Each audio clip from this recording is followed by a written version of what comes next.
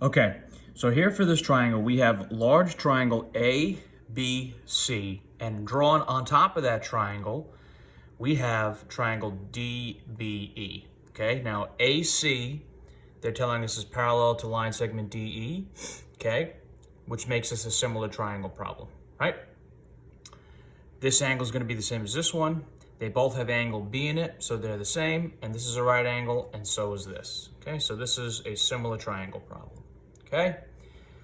They give us AB and they say it's 15. They give us CB and they say that's 12. So those are the two sides of the large triangle, and they give us this piece, CE, and they say that's 7. They want us to find BD, so we're going to label that X, right? Well,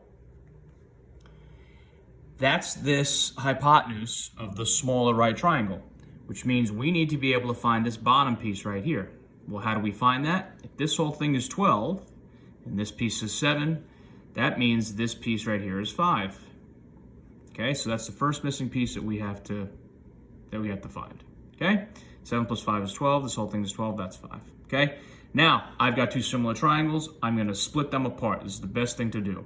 So I've got the larger triangle here, right, which is A, B, C, right? This is 15. This is 12. And I've got the smaller triangle here, which is D, B, E, okay? And this is X, and this is 5. Okay, so now I got my two similar triangles there, right? Based on the ratios I showed you before, this is what we're gonna do here. You can set up any ratio you want, okay? But it's got to be a big triangle, small triangle, big triangle, small triangle. Or it can be big, big, small, small. It has to be consistent. So let's do it this way. Let's take the hypotenuse of the large triangle, that's 15, right? And let's put that over the hypotenuse of the smaller triangle, that's X. And we got to set that equal to what? Well, the bottom piece of the larger triangle, 12 over 5. Okay, the bottom piece of the smaller triangle. All right, as you can see, big, small, okay? The big parts are in the numerator and the small parts of the small triangle in the denominator.